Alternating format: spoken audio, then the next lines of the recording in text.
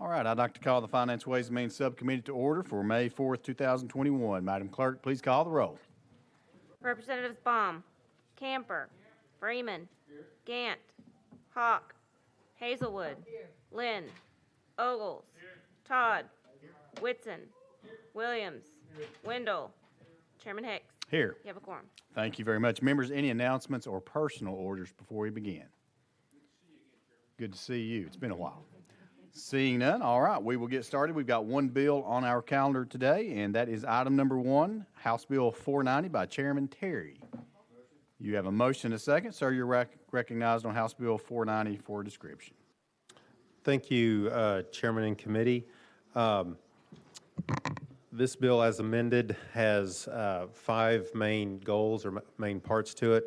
First, it sets up a medical cannabis commission in order to help develop a non-biased medical cannabis program for when the federal government removes cannabis from Schedule 1. Number 2, it sets up a process for decriminalizing possession of 0.9% THC cannabis oil for limited number of patients with limited number of diseases. Currently, 0.9% oil is decriminalized in this state for epilepsy and seizures. This adds 8 conditions to that.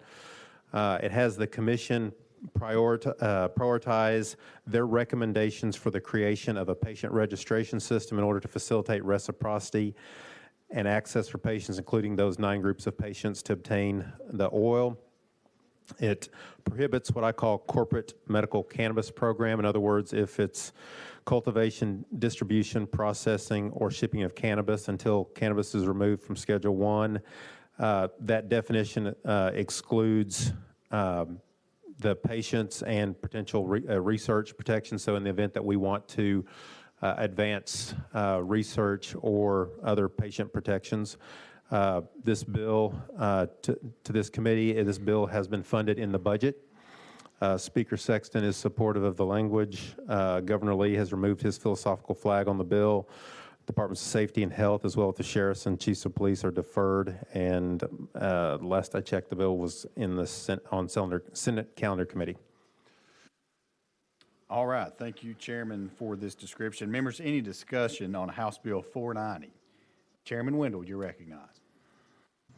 Dr. Terry, could you please clear me up? Did you say that Tennesseans can now produce the oil on a commercial basis or for research only, or what is the current, what does this bill provide with respect to the manufacture or the production of cannabis oil in Tennessee, if any? Thank you. This does not allow for the production of cannabis oil, but it does not, in the event, there's an exclusion in there for research. Currently, universities like MTSU or Tennessee Tech, if the DEA gives them approval, they can produce up to 0.6 oil at those universities, but this does not create any process by where the state would be creating cannabis. Chairman Wendell. Just 2 follow-up questions. Does this bill allow for an individual to apply for a research license to produce cannabis oil, or is it only universities or a government entity? Chairman Terry. Thank you. That's not in the bill. This is, it sets up a commission for in the event that, or when the feds reschedule cannabis, that we will, they will give us recommendations on how we would go about what I would call a corporate cannabis program. So it does not allow for any licensure or anything. Final question, and I don't mean to dominate the time, but final question. Chairman Wendell. Where does the cannabis oil used by the Tennesseans come from? Who produces it?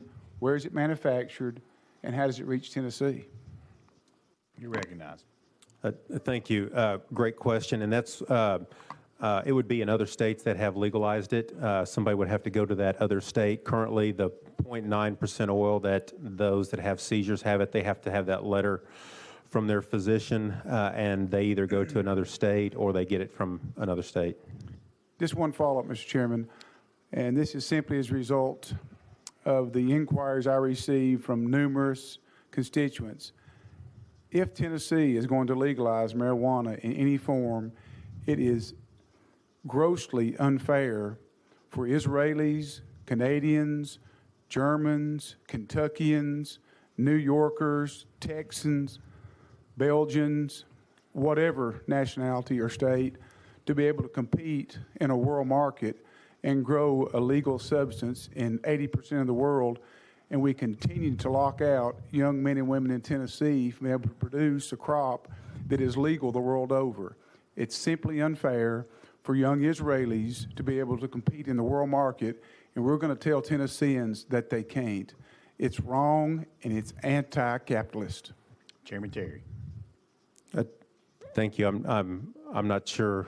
I mean, I agree with you that ideally we would be having our own program here. I've tried to run bills in the past that do that, but that's not what this bill does. I'm looking to advance this for patients. Thank you. Representative Lynn. Thank you so much, Mr. Chairman. It sounds like you're saying there would be a commission, there would be no doctor would be licensed or authorized to dispense or prescribe? Chairman Terry. That is correct. This sets up a commission. It's a 9-person commission, 3 appointed by the governor, 3 from the lieutenant governor, and 3 from the speaker. And they will look at this issue, everything from when they deschedule it or reschedule it at the federal level. What process do they want patients to have to go through? What providers it would be, where it would be available, taxation, anything like that. But this does not give license to anybody right now. This is just, it sets up that commission for them to look at that. The thought process being that it's likely that the feds are going to deschedule or reschedule within the year. They passed a bill last year, the House did, the MORE Act, which would have descheduled it. Chuck Schumer on the Senate side has expressed interest in doing that, and the World Health Organization and the UN have taken it off that most restrictive list. And so the thought process being that we're out of session, they deschedule, and then all of a sudden come in next year, we may have 15, 20, 30 different versions, but if we have someone looking at that, then it would help us be more focused and have a Tennessee proven result. Representative Lynn. Oh, thank you very much. Dr. Terry, I always hear conflicting things about medical marijuana and whether someone becomes, inebriated or not. And so I would just like to say for the record, something I'd really like the commission to look at is workers' comp. If you have factory workers on medical marijuana and they are slightly inebriated, I mean, it can be dangerous enough to work with machinery at a factory. But if they are inebriated, what do we do about workers' comp and the employer's liability and their rates versus, having an employee who might be slightly impaired? And then I have police officer friends who are just concerned about whether someone would have a card or not. How would the police know, and how will it will affect the criminal code for Schedule 6? So those are just some things. As long as there's going to be a commission, I'd just like to put that on record. So thank you. Chairman Terry. Thank you. So this bill does not impact the ability for an employer to do the drug-free workplace. They can test. So if somebody, was able to get the oil, they had, MS or whatever, they can still test them. This bill, it has a letter of attestation from the physician. The physician has to have, they have to have a bona fide, in other words, physician-patient relationship where they are, the physician has gone through all the workup for that. Also, the letter has to attest that they have tried conventional treatment. So we passed right to try in 2015. So, this is, the conventional treatment has not alleviated all their symptoms, so they're potentially would be able to try. To your police officer's point, this does not this particular bill, as it is written, does not set up does not give somebody a medical marijuana card or anything like that, but it does have the commission look into that to give us recommendations for what we need to do for reciprocity. Leader Camper. Thank you, Mr. Chairman. Representative, you are setting up a council, and I'm sure that's where the funding is coming from to fund this council meeting X number of times a year. Can you talk to us about when they meet? Are they reporting back to us? And if so, how much are they reporting annually? How is the reporting mechanism? Chairman Terry. Thank you. Yes, their first meeting would be October 1st of this year. Their first report would be January 1 of 2022, so that when we come back into session, they would have this some information, recommendations for us for bills that we could do during session. Leader Camper. And would they be required to continually give us reports, or is that one-time report or does this bill address that? Chairman Terry. Thank you. It's the report must be submitted in writing to the chief clerks of the Senate and House of Representatives. Let's see, no later than January 1 each year, beginning 2022. Leader Camper. Okay, thank you, Mr. Chairman. Thank you for that. Also, we've had on the floor a couple times this session, toward the end of the session, where bills were referred back to committee should they change substantially. Would you agree that you would do the same if there's an amendment that comes up? Would you refer it back to the committee? Chairman Terry. Thank you. I'm amenable to that. I have told others and have said that I'm not taking amendments on this bill. I would consider that unfriendly. I've worked with the Senate on this, worked with other stakeholders on this, and it's not my intent to take any other amendment. And if something happens on the House floor, then I'd be willing to do that. Leader Camper. Thank you, Mr. Chairman. Thank you, Mr. Sponsor. Chair Lady Hazelwood. Thank you, Mr. Chairman. Sponsor, you mentioned that we're expanding the drugs or the diseases that this oil could be used for from 2 to 8. Could you just list those for us, please? Chairman Terry. Absolutely. Thank you. Alzheimer's disease, amyotrophic lateral sclerosis, or ALS, cancer, and there's restrictions on that, inflammatory bowel disease, multiple sclerosis, Parkinson's disease, HIV or AIDS, and sickle cell disease.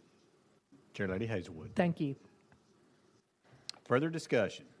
Representative Ogles. Thank you, Chairman. To the sponsor, we're looking over the bill right now, but I don't see, would the, for instance, the advertising restrictions, would that come under the, say this bill passes and now it's available to an expanded group of Tennesseans.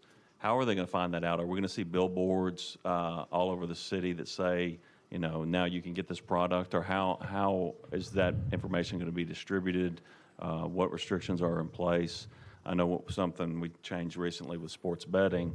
A lot of my constituents were surprised to see overnight that industry owned every billboard within a 20-mile radius of Nashville, it seems. So my question is what mechanism for either advertising or distribution, and will that fall under the privy of the council? Chairman Terry. Thank you. I wouldn't expect until if the commission say it gets rescheduled and the commission it says actually under there let me find it here.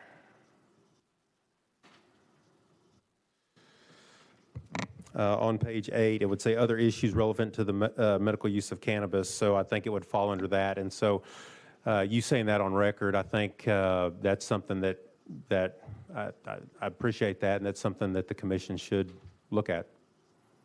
Representative Ogles. Thank you. I just want to go on the record to say that I agree with many parts of this bill and the expanded medical use. However, I think we need to be very diligent and careful how we advertise products. We've seen in the past how we've oversaturated markets with certain products and the adverse effects long-term that has had on our state. So thank you, sponsor. Thank you for the comments. Further discussion.